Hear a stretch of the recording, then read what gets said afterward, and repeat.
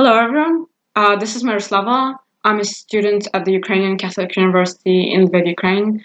And today I'm going to talk about the work I did for improving code completion in Pharo during Google Summer of Code 2019.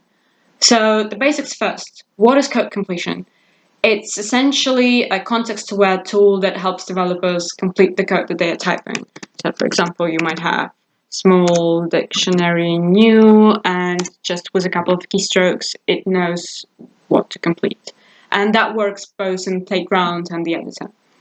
So that is basically how completion functions in Pharo, and we needed to improve it because it wasn't good enough. So when we looked into it, we decided that actually the simplest and most reasonable option was to implement the completion pretty much from scratch rather than just improving on top of what already existed, which is what we did by using the abstract syntax tree, for short AST information. That helped us a great deal in simplifying the code. So what we have is completion. So this is our implementation of the completion, and completion context is the class that deals with creating the model and creating the AST.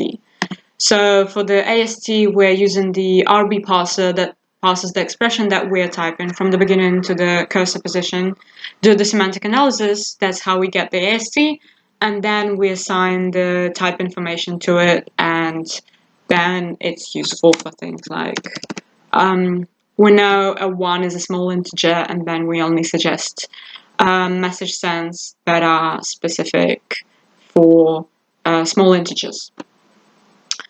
Then what we also did, so we were able to get rid of the old sh parser that was deprecated everywhere else except for the old completion.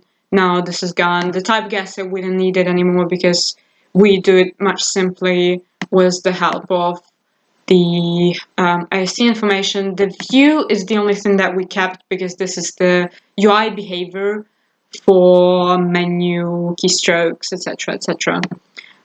We also were able to get rid of the multiple neck entry subclasses instead of having just one neck entry, completion entry class, which is much simpler. Then we also got rid of the stream model, empty, typed, and untyped subclasses because we don't need that distinction anymore. We just have one single model, which is simpler.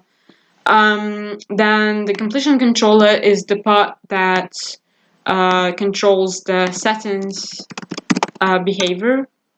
So it used to be net controller, and now completion is completion controller. So basically, if you've been using Pharo in the last 1 month, Pharo 8 in the last 1.5 months, that means you've been using our completion because it's out there by default. Another cool thing that we implemented is the sorter plugin that helps us implement different sorting strategies easily and then use them. So it's alphabetic by default right now, but we do plan to expand it with different things, like so a machine learning sorting strategy that would basically, with the help of the n-gram model, predict the most likely tokens to be used in a particular expression.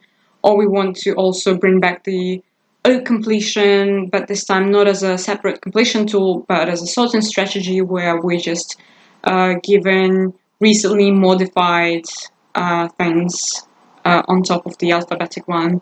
And this will be easier for anything that we decide to implement to just plug it in and use it.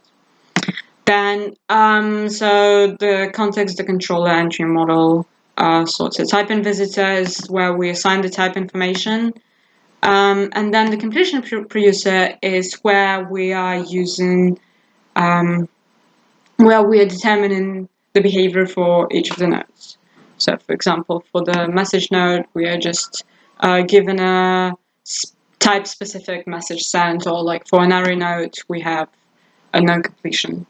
So there is still some work to be done in actually improving the completion results. For example, we added the symbols completion, but other than that, it's mostly been just reducing the codes and simplifying everything. So we actually managed to reduce the number of methods, classes, and lines of code by half. So it's now much simpler to understand and to modify it. So if anyone else wants to have a look, you're welcome to, and it's going to be much simpler to actually work on it. And so that's been it. Anyone who's coming to GSoC, come to our presentation. Marcus and I will be doing a presentation that's more detailed. And this has been it. Thanks for your attention. Bye.